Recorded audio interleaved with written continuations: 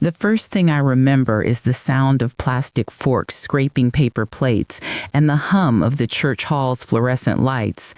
I was standing beside a long table covered with deviled eggs and store-bought fried chicken, smiling at everyone and not tasting a thing. People hugged me while balancing potato salad and styrofoam cups of sweet tea.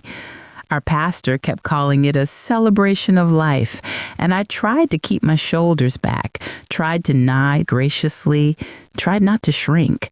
The air smelt like Old Bay, lilies, and bleach. Someone behind me said, "We'll send the payoff next week, so let's not stress it." That's when the fork slipped from my fingers and clattered onto the tile. Payoff. I heard it in my daughter's voice, casual in the way you talk when you think your mother can't hear or doesn't understand. "It's already set up," Krista told whoever she was whispering to. "Damon's got it handled. Mom's place is covered, and we'll send the mortgage payoff once the insurance clears." Mortgage payoff? I looked down at my hands. They looked the way they always had. Soft and freckled, a scattering of age spots like tea stains on a favorite book's edges. My wedding band sat in its place, like a question. My husband, Arthur, had liked my hands. He used to kiss the base of my thumb and say my hands were where his day started and ended. He'd been gone 7 months. We paid off our house in 2009. I felt the room tilt. The church hall's fluorescent lights buzzed. I turned and saw my daughter's profile, that curve of her jaw so much like mine had been at 40, the quick slash of lipstick I told her was too red that morning, and she laughed and said, "Not for today, Mom. Today needs color." She was talking to our cousin Trisha, whose eyebrows were raised in that permanent arch of someone who's always overhearing trouble. Trisha nodded while looking busy.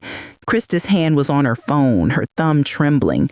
Damon stood with his back to us, talking to a man from church about the Panthers. He laughed too loud and slapped shoulders. He wore the suit I'd bought Arthur for Easter, altered to fit his wider chest. It was a small detail, but it made me nauseous. I told someone I needed air and stepped into the hall. The framed photographs of past pastors watched me pass, glass shining like eyes in the fluorescent light. Outside, Charleston hung heavy and gray, the live oaks beyond the parking lot fringed with Spanish moss, humidity turning the world soft and sticky. There was a breeze off the water that day, but it felt like a hand pressing down on my scalp. Payoff! I leaned on the brick wall and closed my eyes, counting breaths. My house had been ours for 35 years. A 45-minute walk from this church, 2 if you drove over the marsh road that smelt like brine at low tide. A small white house with a porch and a magnolia in the front yard we'd planted when Krista was 10. Arthur and I made the last payment the year the library switched to a new cataloging system, and everyone in circulation threatened to retire on the same day.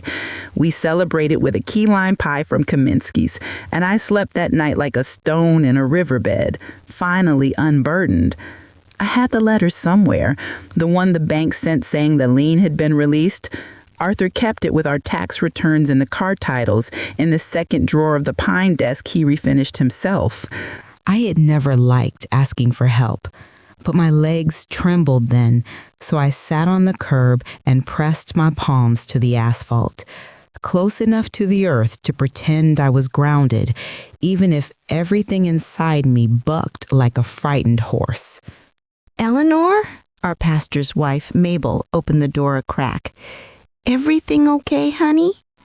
Yes, because that's what I had trained my mouth to say for most of my life. "Just getting air." She stepped outside and shut the door behind her. "These things come in waves. You want me to sit with you?" "I'm all right," I lied. "Did you hear what Krista said?" Mabel cocked her head. "What's that?"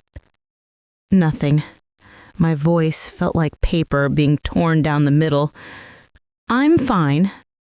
She patted my shoulder. "You want me to send her out?" "No." "Okay. She looked like she wanted to argue, then just squeezed my shoulder again. "Come in when you're ready. There's still cake that needs cutting, and I'm no good with frosting roses." When she left, I stayed a little longer, counting breaths until my heart slowed. I told myself I'd misheard. I told myself there was some insurance matter I'd forgotten, some technicality, some bank thing that meant what she said didn't mean what it sounded like.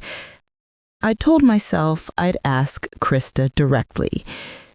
And then the door opened again, and my granddaughter Ella slipped outside, 15 years old and taller than me, her hair pulled into a ponytail so sleek it glowed. She sat beside me and folded her long legs under herself as though she was still 6, and we were on the porch making daisy chains from clover. "You okay, Grandma?" she said. "I am," I said, and then I wasn't. Not with her looking at me like that, open and concerned, her face free of the politeness adults wear around grief. "I heard your mother say something about a payoff, about my house. I must have misheard." Ella bit her lip. The movement was quick and frightened. "Grandma," she said, halting, "I'm not supposed to—" And then she stopped. "Sweetheart," I said, "it's all right. You can tell me anything. You know that." Her eyes shone. "Dad said not to worry you. He said it was just paperwork, grown-up stuff. But he also said we had to keep up with the payments or the bank could take the house. Mom cried last week when she couldn't find a checkbook." It felt like being plunged into cold water, like falling into the Ashley River in January and trying to breathe. I stared at the parking lot and watched a gull pick at a French fry. Somewhere in the church hall, someone laughed. It sounded like a balloon popping. "Okay," I said, very calm, a librarian's voice. "Okay." I walked back into that church hall, and I hugged everyone who was still there, and I cut the cake with the frosting roses, and I didn't taste a bite. People murmured compliments about how beautiful the service had been, and how nice the slideshow was. Someone told me Arthur would have been proud. I nodded and said he would have. And my hands were so steady, I later wondered if they were someone else's hands entirely. When it was over and people were stacking chairs, Krista came up behind me and put her chin on my shoulder. It used to be a small weight when she was 5, affectionate. Now it felt like a stone on a flower. "You did great, Mom," she said. "You didn't even cry during the hymn." "I cried in the kitchen," I said, "because if there's one thing Southern women know, it's how to cry against a sink." She kissed my cheek. "I'll swing by your place tomorrow. We'll start sorting Dad's clothes." "Okay," I said. "Krista?" She looked at me, eyes wide and ready, mascara thick. "Yes?" I meant, what did you mean by payoff? Her reaction was so quick, it convinced me she wasn't surprised, only cornered. "Payoff? I said you'd send a payoff next week about my house." "Oh!" She laughed thinly. "Mom, I meant my car. Damon's refinancing my car. It's a nightmare. You know how that goes." "No," I said softly, "I don't." She kept smiling like a person who thinks smiling hard enough can erase the sentences she's already said. "I'll come by tomorrow. We'll have coffee. Don't worry about anything." I held her gaze and didn't blink. "All right." Some part of me wished I could say I went home and slept. That would be a mercy, to make myself into a kind of woman who sets worry on the nightstand like her glasses and promises to pick it up in the morning. But I am not that kind of woman. I went home, turned on the lamp in the living room, pulled the step stool from the pantry, and climbed to reach the pine desk's second drawer. Arthur was an accountant by temperament, even if he never became one by training. He sold hardware for 39 years and never once rounded up when he didn't mean to. He kept every important paper in file folders with neat labels and dates on the tabs because he believed in documents the way some people believe in fences. A paper remembers when a person forgets, he'd say, tapping a manila folder with his forefinger. I found the one for the house, a fat folder with a green tab, Whitmore residence, title, and mortgage. Inside were closing documents from 1987, a dozen correspondence letters with the bank, and a letter from May 15, 2009, stating the mortgage of record had been satisfied. The letter had the name of a bank that no longer existed, swallowed in that wave of mergers that ate small banks like minnows. Arthur had stapled a note to the corner. Lien release recorded. Keep this. He'd circled the word recorded and written the county book and page number. I read that letter 3 times, and then I pressed the paper flat on the table and put both palms on it, the way I used to soothe a child with a fever. At midnight, I made tea and put it down half finished. At 1, I washed Arthur's coffee mug, the one that said Charleston Strong after the flood, because my hands needed to do something that reminded me I was useful and real. At 2, I put on my robe and sat on the front steps and watched the street light paint the magnolia leaves silver. Somewhere, a cat yowled like a baby. At 3, I decided what I would do in the morning. The bank didn't open until 9, but I was waiting in the parking lot at 8:30, a woman with a purpose and a canvas tote bag. I had packed the file folder, a notebook, and a fountain pen I've owned since I was 25 and thought buying a fountain pen meant I'd become a novelist. I sat with the air conditioner on and watched a man with the key unlock the glass doors. People lined up behind me, a young couple whose hands were a knot of nervous fingers, a woman who looked as tired as the sunrise. At 9:10, I was at a desk with a man in a navy blazer whose name tag said Mark Dillard. He smiled like someone who'd been trained by a video to smile exactly that way. "How can we help you today, Miss Whitmore?" "I need to verify something," I said, "about my house." I explained what I could explain without crying. He nodded and tapped. I watched his eyes read from the screen and then stand still. "Your property address?" he asked, even though I'd just given it. I repeated it. "Do you—" He hesitated a fraction of a second, which told me more than his words. "Do you know the last 4 digits of your account number?" "I don't," I said. "I didn't open an account." He shifted the mouse, click, click, click. He asked for my driver's license, scanned it, handed it back. He looked at me as though I were a puzzle someone had started and abandoned halfway. "There is a home equity line of credit," he said, finally, careful and professional, "opened 18 months ago, in your name." "No, there is not," I said. "There is," he said, "because computers make liars out of decent people every day." "I did not open it," I said. He swallowed.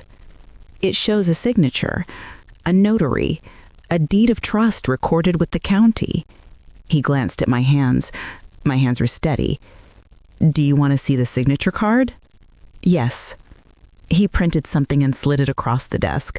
I looked at the paper. Someone had written my name the way a person copies a teacher's chalkboard.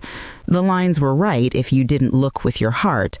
They had learned my curls and my habit of making the N a little small, but they hadn't learned my pressure, the way my pen digs into the paper at the tail of the E. It was like seeing my handwriting after the flu. Close, but wrong. "This is not mine," I said. "There's also a power of attorney on file," he offered, tentative. "Would you like a copy?" My mouth was dry. "Please." He printed again. This time, the paper was a photocopy of a document with a notary seal like a coin pressed in wax. It named my daughter, Krista Whitmore, as my attorney-in-fact. It was signed with my name and dated 2 years ago. The room went quiet in my head. I could hear a mother somewhere telling a child to stop tapping. I could hear my own heartbeat in my ears. I could hear the river in my chest. "I didn't sign this," I said. He nodded, as if we had crossed into a new country where people speak in whispers and every word might break the furniture. He printed more papers. He spoke softly. He explained timelines and departments. He said he was sorry for my loss, meaning Arthur, but I heard the words as if he were apologizing for this, too. He gave me the name of a notary, Candace Fremantle. The loan had been notarized at something called Low Country Postal and Parcel on Savannah Highway. I've never been there. And his mouth went tight. "We'll contact you within 10 business days," he told me. "In the meantime, do you have somewhere you can stay if..." "If what?" I said, though the answer crawled across his face before he spoke it. "If the account is in default," he said. "You may receive notices of acceleration or foreclosure. I'm not saying that will happen. I'm saying if paperwork has been filed with the county, we need to pause activity while we investigate." Pause activity, investigate. Such gentle phrases for the clicking of a guillotine. I walked to the car with my tote bag and my fountain pen, and I sat in the driver's seat and pressed my forehead to the steering wheel. When I looked up, the sun had jumped an inch in the sky, like someone had nudged it with their finger. I thought of calling Krista and hearing her voice say, "Mom," in that bright way, the way she says it when she wants something, as if my name is a key that opens a drawer. I put my phone face down on the seat. On the way home, I turned into the county building and parked under the oaks. The clerk's office smelled like paper and old carpet, the way libraries used to, before someone decided the smell of fresh paint and coffee would make people read more. A woman at the counter wore a necklace with her granddaughter's photo in it. "What can I do for you, sweetie?" she said, and I believe she meant it. "I need to look up a deed, and a deed of trust, for my home." She wrote my address and tapped. People will tell you the world has become too fast and too cruel, but sometimes bureaucracy can be a blessing. It moves like molasses, but it does move. The clerk printed record information, pointed to a computer terminal where I could click through to view images. I clicked. There it was. My name, my parcel number, a scanned document with a stamp from the county recorder. A deed of trust filed 18 months ago for a line of credit in the exact amount Mark had mentioned. The signature was mine. It was not mine. The notary had put her stamp half over the curve of my alleged name. It looked like a boot heel on a flower. "I can get you certified copies for $3 each," the clerk said kindly, and I handed her a $5 and watched her place the papers inside a brown envelope like a nurse tucking a blanket around a patient's feet. I drove home in a fog and turned into my street on habit. The magnolia leaves flashed glossy in the heat. The neighbor boy had left his skateboard in the gutter, and I pulled forward carefully so I wouldn't crush it. I parked. My hand shook on the steering wheel. The mailbox door hung open, the postman's rubber band still around the stack of catalogs and bills, and a thin, windowed envelope with the bank's name on the return address. I never thought paper could feel heavy. It did then. I unfolded the letter and sat down on the porch steps. Notice of default. Amount past due, $6,420.74. If the past due amount is not received within 30 days, the entire unpaid principal balance may be accelerated and become immediately due and payable. There are moments when your life divides. Before, after. It doesn't announce itself. It just sets its foot on your neck and waits for you to realize you can still breathe. "Eleanor?" a voice called from the sidewalk. "You all right, neighbor?" Mr. Harlan was walking his dog Daisy, a small mutt the color of pancakes. He is 78, a retired electrician, and a man who wears a baseball cap every day like it's part of his scalp. His war stories are filed behind his eyes. He takes them out only when the weather changes or someone uses the word duty and means something different than the one he carried through the jungle in 1968. "I'm fine," I said, because that is the answer you give when you want the world to stop shaking. "No, I'm not. Do you have a minute?" He looped Daisy's leash over his wrist and came up the steps. I handed him the letter. He read it once, then twice, then sat down beside me like a man who knows bad news and sits so it doesn't knock him over. "You want my nephew to look at this?" he said after a moment. "Your nephew?" "He's a lawyer, not the fancy kind with television commercials, the kind who reads documents and doesn't talk much. He does elder issues. He's a good boy, says there's nothing worse than someone who thinks they can take from a person who trusts them." I closed my eyes and saw the notary stamp squashing my name. "I haven't told Krista yet." "You don't owe her your silence. You owe yourself air." Arthur always handled the heavy things, I said.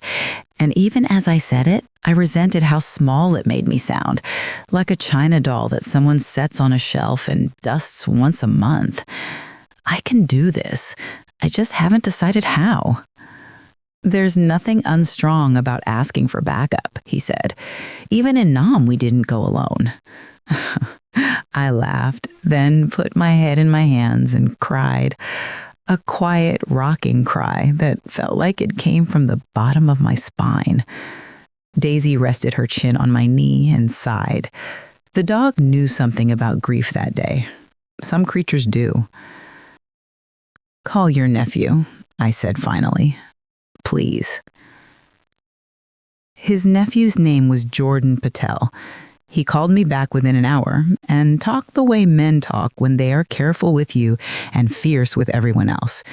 He asked my address. He asked if I was safe. He asked for permission to speak to the bank's fraud department and to request the notary's log from the day my signature was supposedly witnessed. "Do you want me to come by tonight?" he said. "You can, if you don't mind tea from a new box." He laughed softly. "I'll bring my own. My aunt says my coffee is a sin, so I've switched to tea to keep my sins down." He arrived at 6 wearing a blue shirt with the sleeves rolled and a tie tucked into his pocket, like he might put it on if the situation demanded it. He sat at my dining table with my file folders and the certified copies from the county, and he listened. His listening was a kind of skill, the way some people play instruments.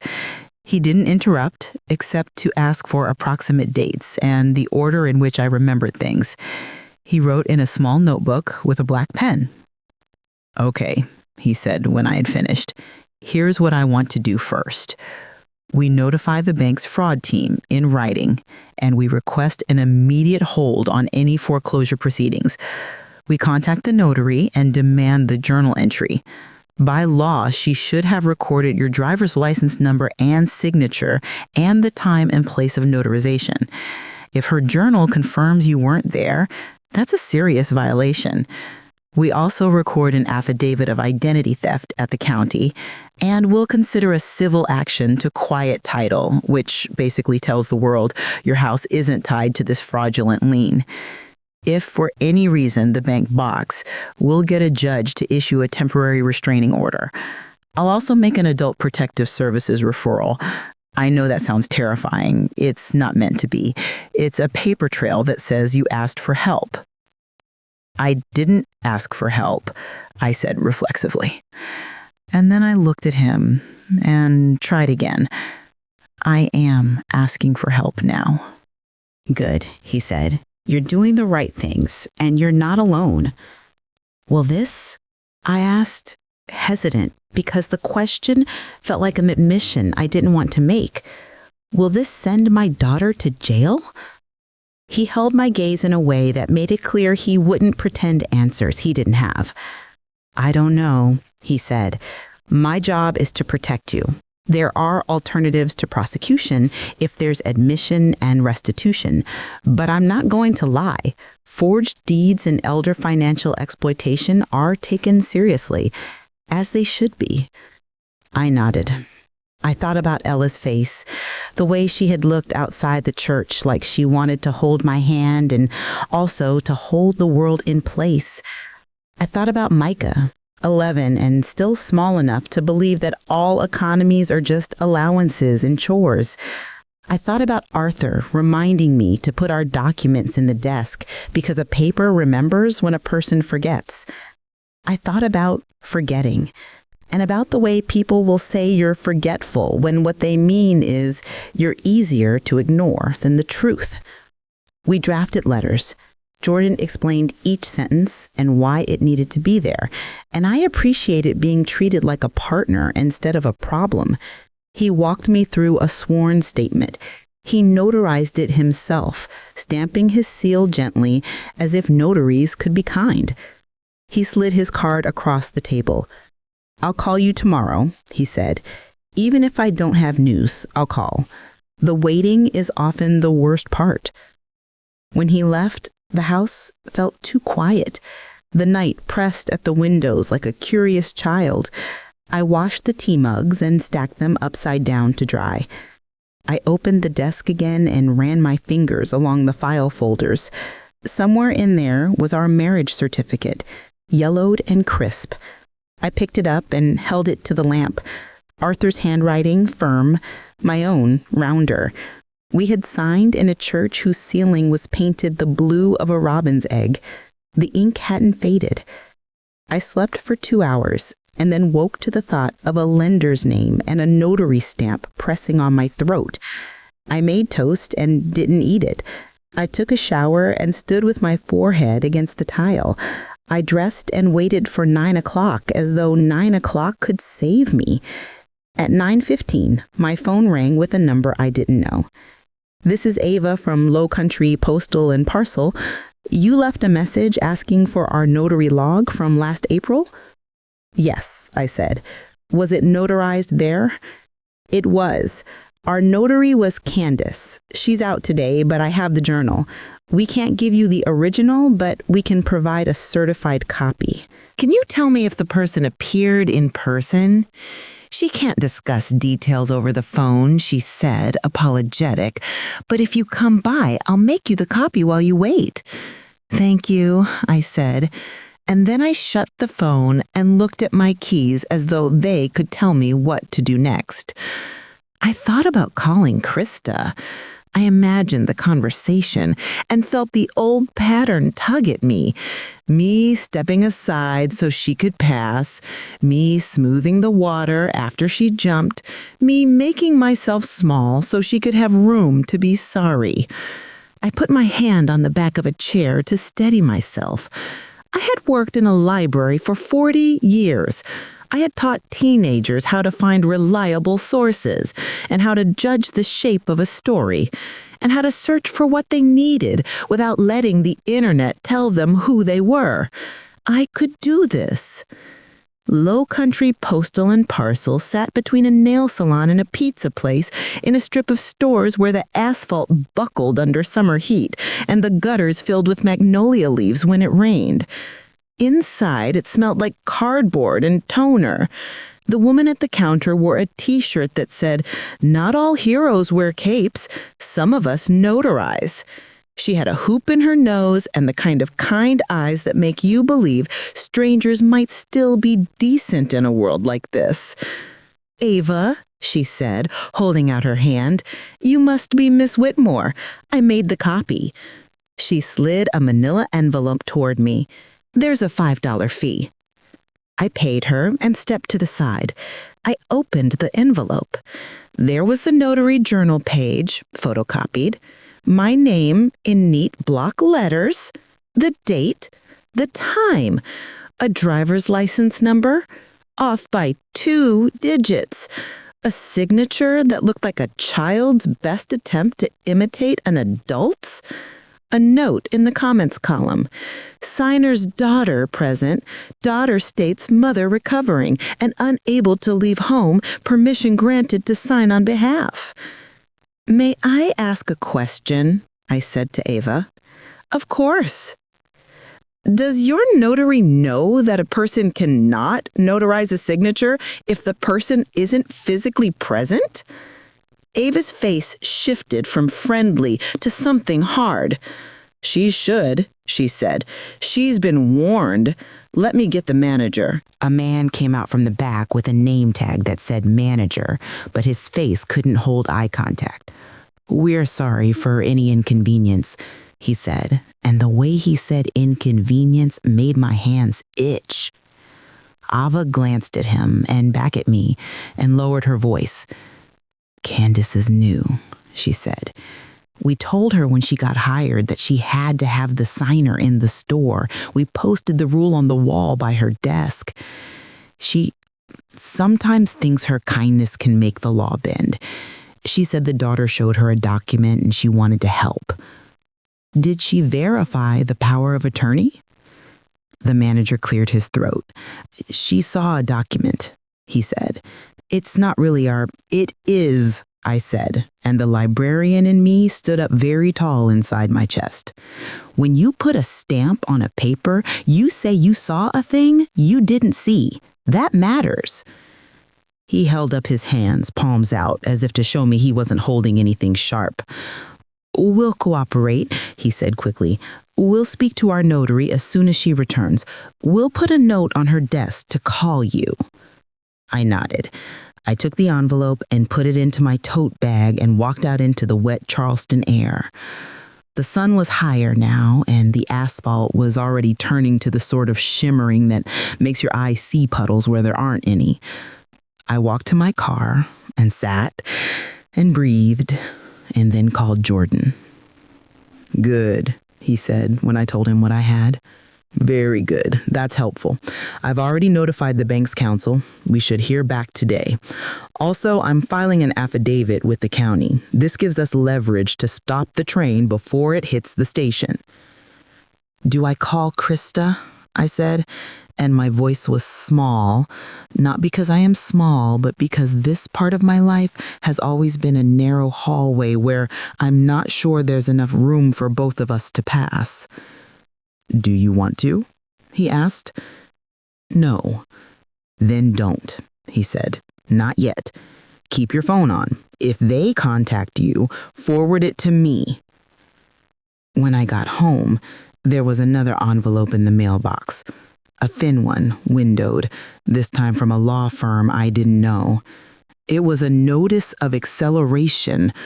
The words blurred. I sat down on the porch steps and watched a dragonfly land on the rail. My phone buzzed in my pocket. Mom? Krista's voice was bright and brittle. Hey, so some letters might come. Nothing to worry about. We're handling it. Damon's refinancing. It's all going to be fine. I closed my eyes. I hated the part of me that wanted to say, okay, baby, and hand her the thing she wanted, my consent as lubricant for the lie. I hated it, and I loved her, and I held the phone tightly to keep my hands from shaking. Somewhere, a lawnmower whirred. Somewhere, a man yelled at a dog and then laughed. The ordinary world was cruel in its willingness to continue. What did you do, Krista? I said. Silence. I need you to tell me the truth, I said, and my voice surprised me. It had iron in it I hadn't heard in years. Right now. No games. No, don't worry about it. What did you do? She inhaled sharply. Mom, she said, slow and exaggerated, the way you talk to a child who's dropped peas on the floor. Please, you know how Dad was. He didn't plan well. You were drowning with the medical bills. We had to step in. We used the equity. It was just sitting there. The medical bills were paid, I said. With insurance and savings, Dad left me enough. She laughed, quick and joyless. Enough? Mom, you live like it's 1992. You don't even have a credit card. I have one, I said, which was beside the point and also suddenly important to me because it reminded me I was a person with a history and a wallet. Did you sign my name? Mom, she said, and then in a whisper that told me more than a confession would have, Damon handled the paperwork. He said we'd get it organized and refinance after the gym opened. After the gym opened? I repeated, with my house as the security? No, she said quickly, not like that. It's not like that. It is exactly like that. You used my house to fund a business without asking me. You forged my name. You lied to a notary. You told a bank I knew and agreed. You hung a debt on my bedroom and hoped I wouldn't hear it swing. Mom, she said again. The word grated. Please don't be dramatic. You came to the store that day. You must not remember. I've never been to that store in my life. If your plan now is to tell me I don't remember signing a mortgage, you should hang up and call someone who likes you better. She started crying. It was the crying of a woman who's used to crying into a phone and being reassured that her tears are necessary and that someone else will mop them up. I felt tired. I felt like a porch at the end of summer when the paint starts to peel.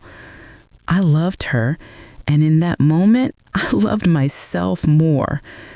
I said, you have until Friday to bring me every piece of paper, and you won't set foot in this house until you do.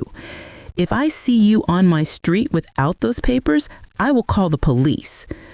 Mom! She sounded shocked, as if she'd tripped over a brick I had placed in her path that wasn't there yesterday. I am not a door you can push, I said, and I hung up. I put the phone down and it buzzed again and I silenced it. It buzzed again and I turned it off. I went inside and locked the door because I needed a symbol. I needed to hear metal slide and know that I could keep the people I loved from walking in and taking the air. For the next 2 days, I folded myself into a list. I made food and forgot to eat it. I wrote dates on a pad and taped it to the refrigerator. I found the policy number for the life insurance Arthur had left and wrote it next to the bank's case number and Jordan's office number. I stacked the letters in a tray in order of despair. I waited for the mailman like a farmer watches the sky for rain, superstitious and hopeful in the same breath. Wednesday, Jordan called. We've got a pause, he said. The bank's counsel agreed to hold foreclosure activity for 30 days pending our review. He sounded pleased, and I listened for the smile in his voice like it might pour into my chest and warm me. Thank you, I said. I also spoke to the notary. She cried. How unusual, I said, and then regretted the bitterness, because bitterness is like rust. It spreads. What did she say? She said your daughter told her you were ill and asleep. She said she glanced at a paper that looked like a power of attorney and took the daughter's word. She didn't check an ID because she didn't look at my face, I said. Yes, he said, she did not. What happens to her?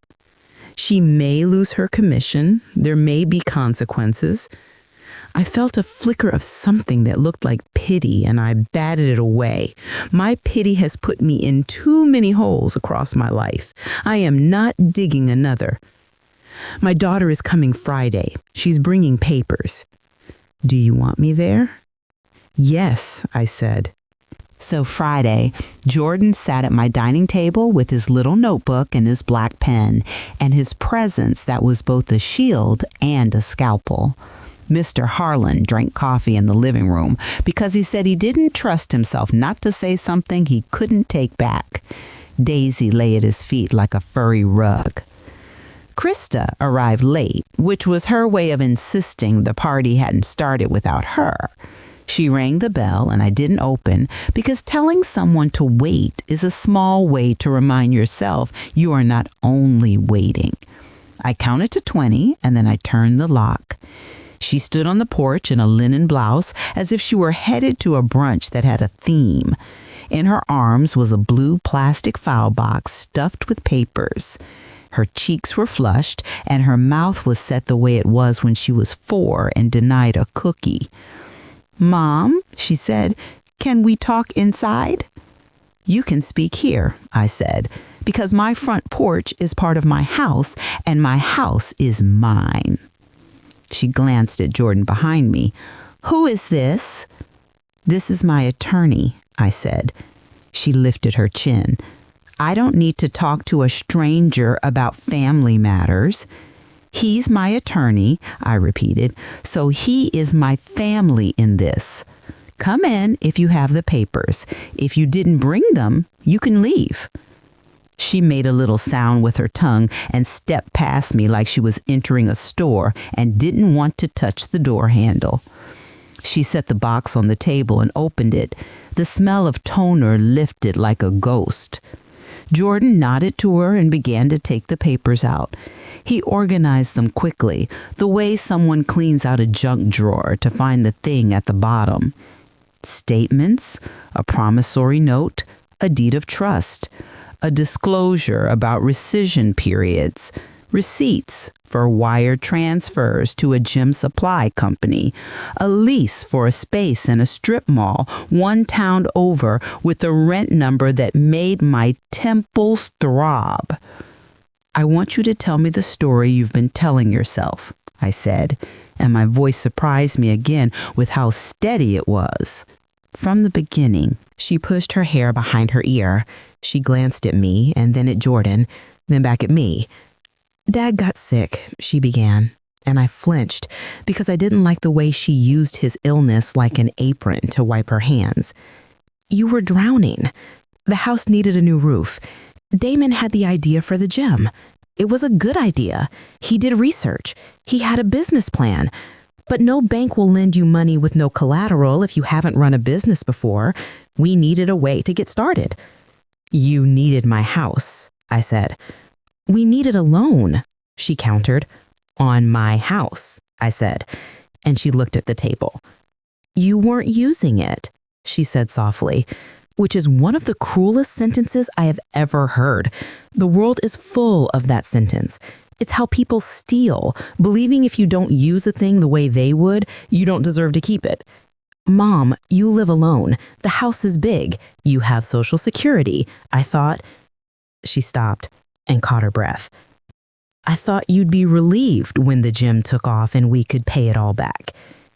"When did you tell yourself you would start telling me the truth?" I asked. "I was going to," she said, quick and bright like a student who wants partial credit. "After we got a few months' revenue. After the 2nd quarter. After—" She stopped again, and the sentences fell around her feet like yarn. "After," I said. "There's always an after with a liar. It never arrives." She put her hands on her face and pressed hard, as if she could push the tears back through the skin and into whatever organ produces them. "I didn't mean to hurt you," she said. And from the living room, Mr. Harlan snorted so loudly Daisy lifted her head. "What do you need from us?" Jordan asked evenly, and I loved him a little then for calling me us. "I need her to sign a confession," I said. "I need her to agree to release the lien. I need her to refinance this debt into her name and Damon's and take my house off her balance sheet. I need her to pay every late fee the bank has charged and reimburse me for every hour I've spent in documents I never asked to read. I need her to explain to her children what she did." "Mom," Krista said. The words sounded like a rope she was still confident she could throw when I would catch. "Do you want to go to jail? Because that is what forgery and elder exploitation look like from the bench. The only reason anyone is sitting in this kitchen instead of a courtroom is because I drove to the bank, because I went to the county office, because a man who loves his dog asked his nephew to call me." Her mouth opened and closed.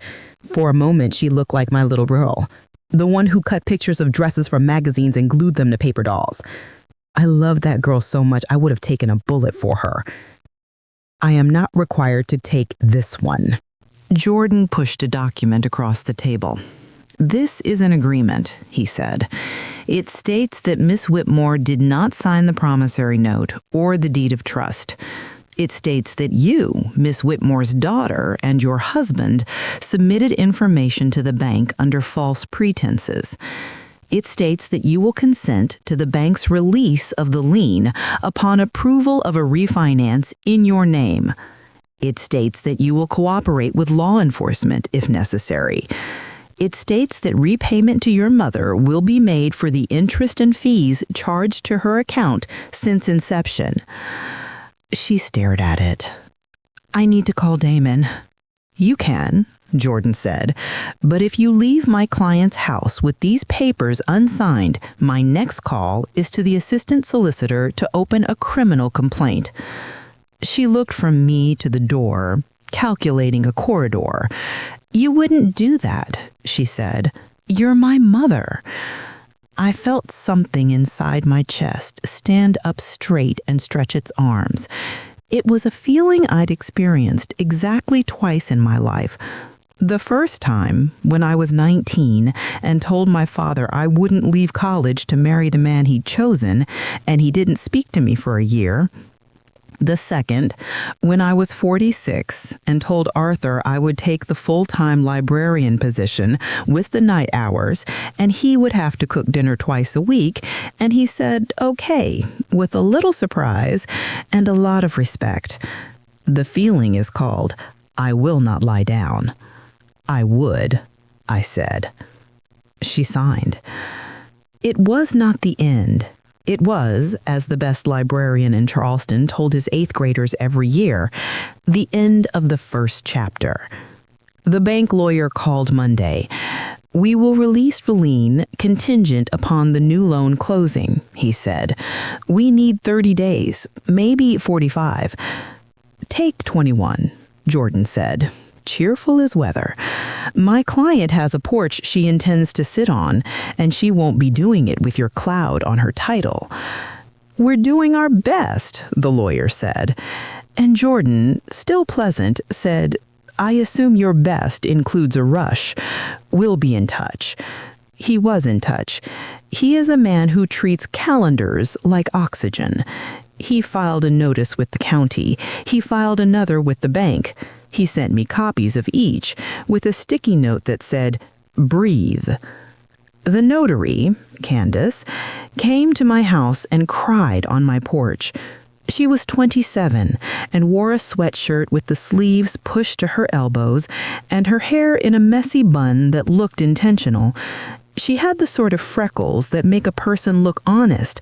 I have never been more skeptical of freckles in my life. "I'm so sorry," she said, and the words tugged at something in me I refused to name. "I thought your daughter said. She showed me a paper." "You broke the law," I said. "I do not like to be cruel. The world offers that service free. But truth is not cruelty. It is clarity." "I know," she said. "I lost my commission. They're investigating. I might have to pay a fine." "You might have to testify," I said. "I hope you will tell the whole truth." "I will," she said, and her lip trembled. I was just trying to help." "Whom?" I asked. "Her or yourself? Because the world feels good when we're the person who solves a problem, even if the solution makes a bigger hole." She blinked. "Both," she said, and I respected her for saying it. "Good luck," I said, "and please don't do this to anyone else." When she left, I closed the door and slid the chain across, and that sound made me feel like the house had one more vertebrae.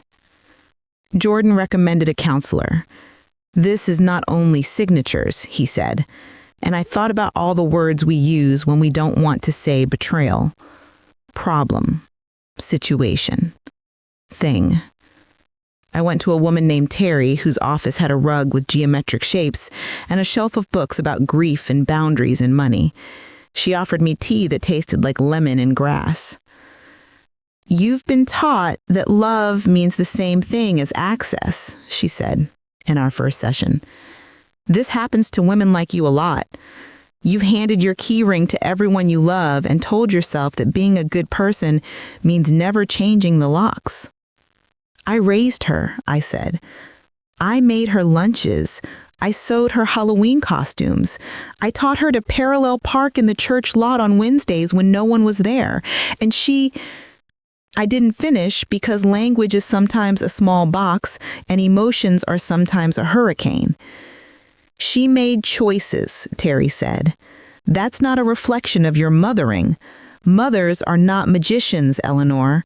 We don't conjure children into saints and sinners. We raise them and they walk into their own moral weather. I still love her, I said. Of course you do. You do not need to confuse love with permission. I went home and made dinner. I ate it.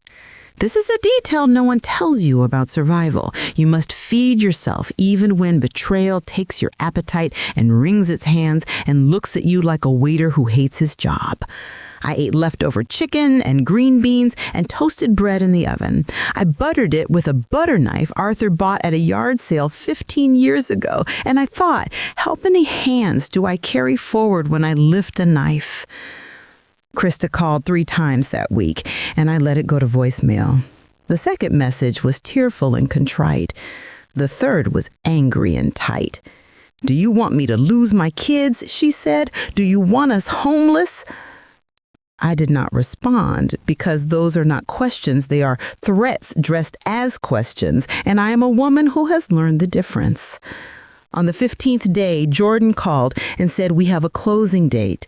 The bank agreed to a refinance in their names. They tried to insist you sign a release promising not to press charges. I said no. You are not signing anything today. You can decide later. Will I get my title back? Yes, he said.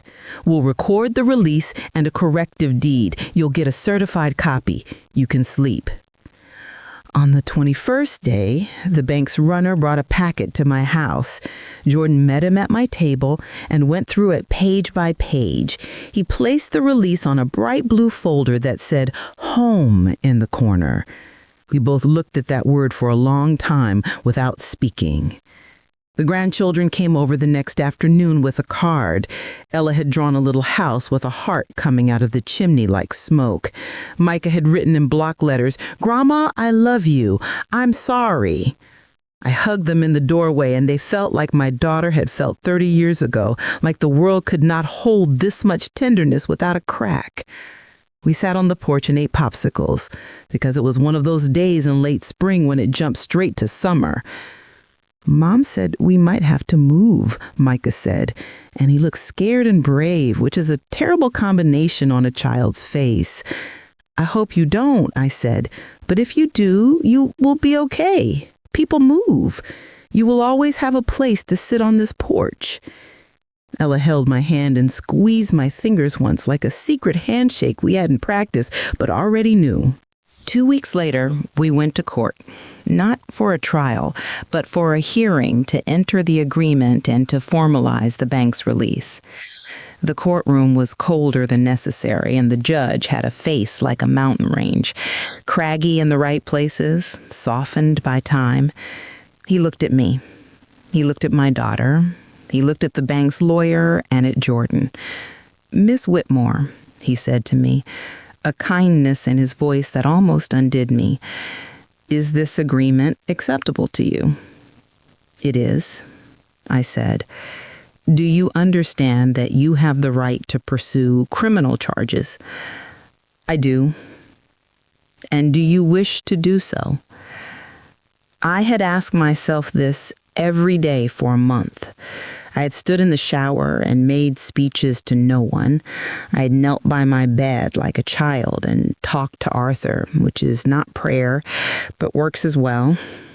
I had sat in Terry's beige chair and traced the pattern on her rug with my eye and said, "I don't know what justice looks like when it has my daughter's face." I looked at the judge. I looked at Krista, who was staring at her knees. Damon stared at the ceiling, that most useless of heavens. "I want a record. I want a paper that remembers. I want an agreement that if there is a single late payment on the fees and interest she owes me, or if she uses my name on any document without my permission, this court will open the door to prosecution. I want my daughter to tell her children the truth. I want her to volunteer at the senior center every Saturday for a year, reading documents aloud to anyone who asks, so that she understands signatures are souls.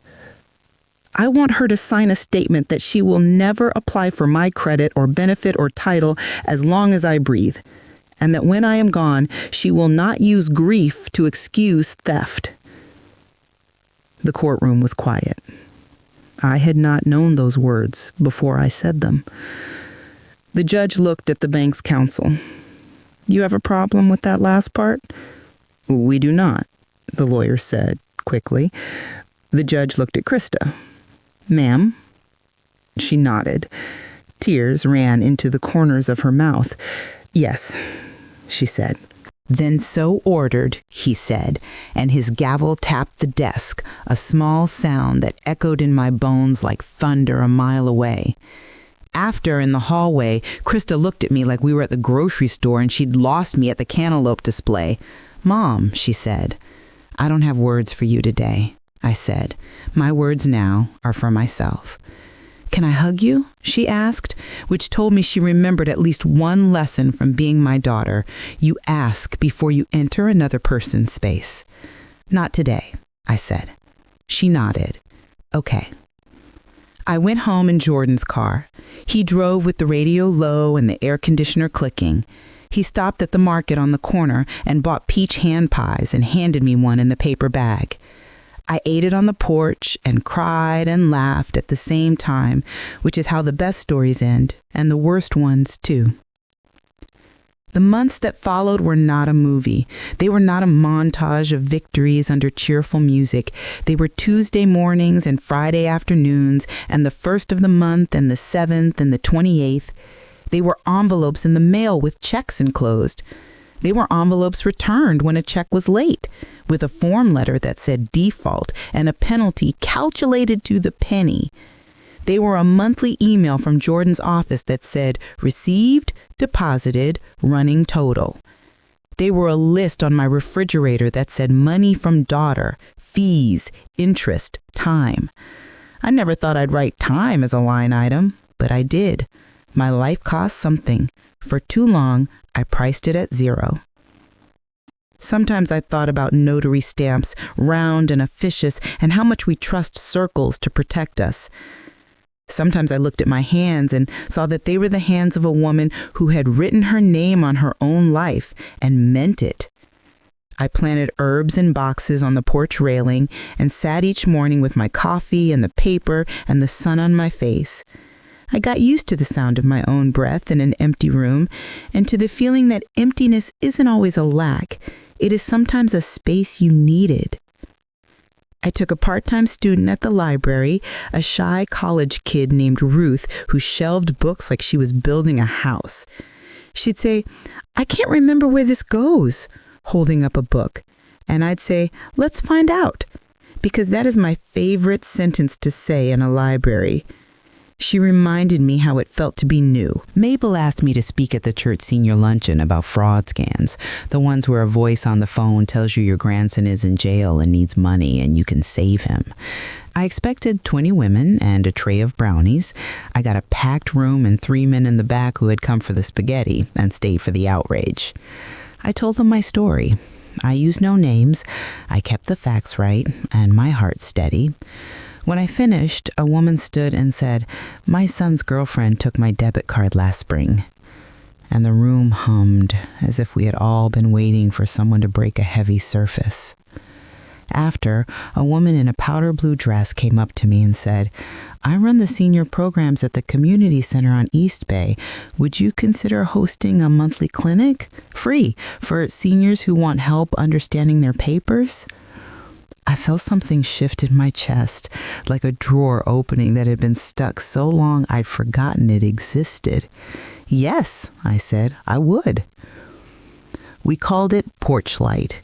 It meets every second and fourth Tuesday at the community center in a room with a leaky air conditioner and a mural of the harbor fading on the far wall. People bring shoeboxes of bills, stacks of envelopes rubber banded together, a notebook where their sister wrote her rent on the inside cover. We sit with them and we read and we explain and we draw little maps on Post-its. This goes here, call this number, ask for this person, say these words. Sometimes I notarize something. Sometimes I refer them to Jordan. Sometimes I hand out tissues and sit on my hands so I won't touch their shoulder without asking. Krista volunteers every Saturday. She comes with a legal pad and sits with people and says, "Can I explain this to you?" She carries her shame like a borrowed coat in August, heavy and unnecessary, but hard to take off. I'm not in charge of how long she wears it. I am in charge of my porch. She no longer steps onto it uninvited. Sometimes, when the clinic ends and I'm taking down the sign on the door, she waits by the curb. We stand in the shade and talk about Micah's science project and Ella's driver's test. She asks me if I need anything. I tell her I'm fine. Both are true and not true at once. That is family. One afternoon in September, I was walking home from the grocery store with a bag of peaches and a bunch of sunflowers sticking off the top. The sky had that quality Charleston gets in early fall, where you think it might be mercy, and then the humidity reminds you nothing in so quickly. Mr. Harlan was on his porch, Daisy at his feet. He waved. "Got a package for you," he called. "Left it on your step. Looks fancy." I found a thick envelope addressed to me with a return address I recognize now from 100 Small Heartbreaks, Charleston County Register of Deeds. I opened it with my key because sometimes keys are for more than doors. Inside was a certified copy of the release of lien and the corrected deed, crisp and official and heavy with the weight of the government's consent that the truth was now the truth in the book where truths are kept.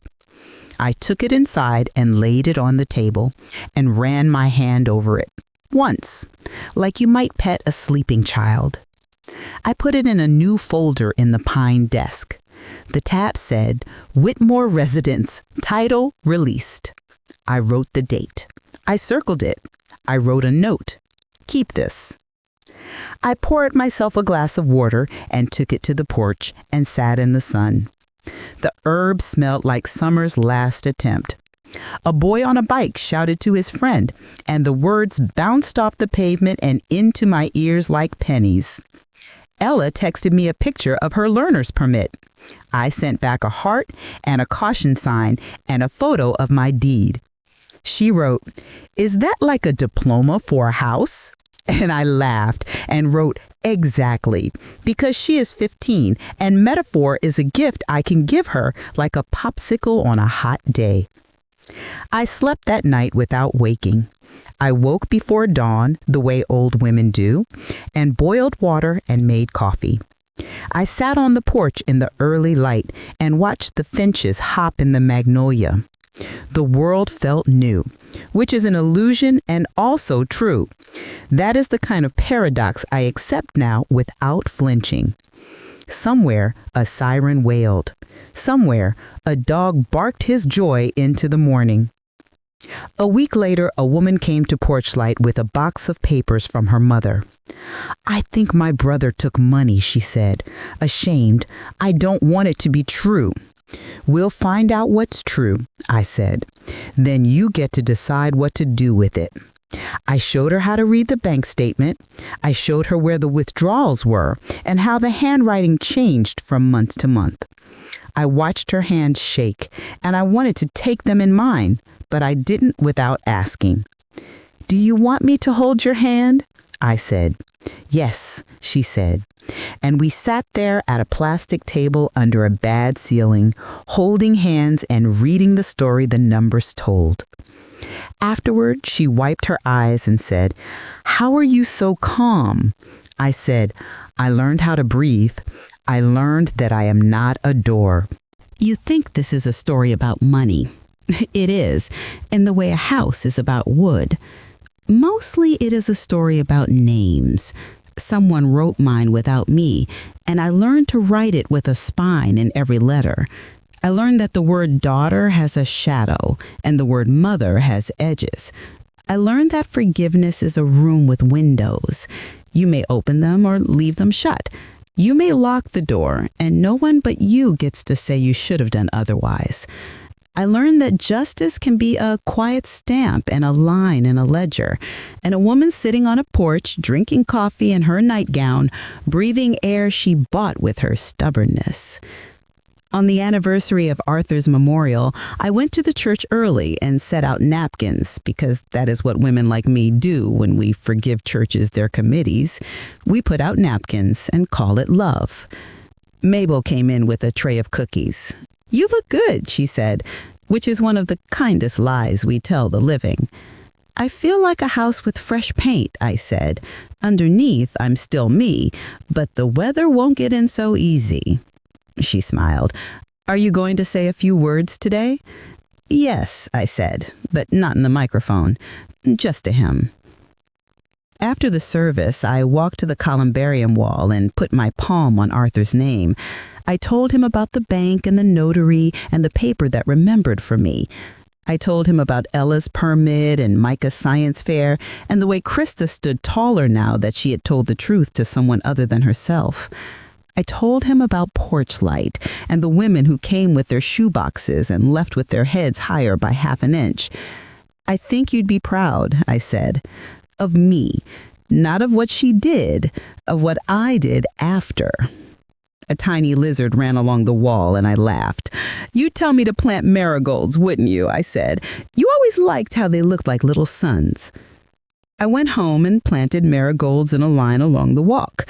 Their roots were tender and the soil was warm and the sweat trickled down my back. I sat on the step when I finished and looked at my house. It looked back, comfortable and a little smug, like a cat who knows it has outlived the people who thought they could keep it off the bed. A white van pulled up and a man in a blue shirt stepped out with a clipboard. He walked up the path and smiled. "Ms. Whitmore? I'm from Charleston County. I have your tax reassessment." "Already?" I said. "That was fast." He shrugged. "The world moves when it wants to." He handed me a piece of paper. I read the number and laughed out loud because it was lower than last year.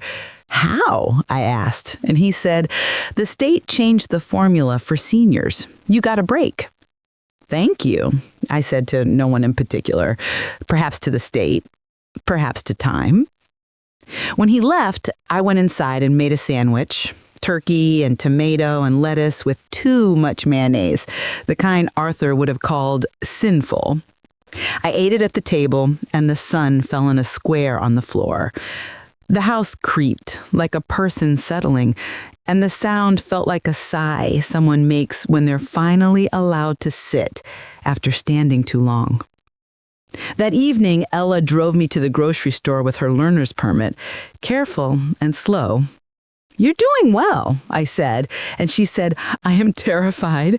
And I said, "That's the right speed for a person with power." We got ice cream because fear deserves sweetness sometimes.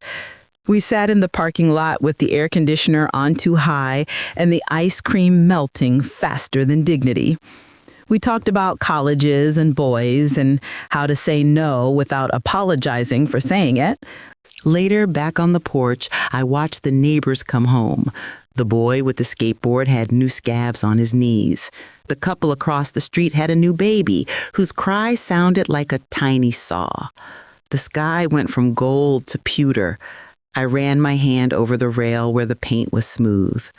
I thought of the document in my desk that said the lien was released and the deed was corrected, and that I, and I alone, had the right to do with this house what I pleased. I thought of what I pleased. Tomorrow, I would go to the community center and teach a woman how to read a hospital bill.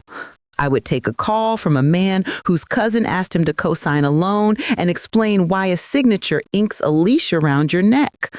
I would water the marigolds.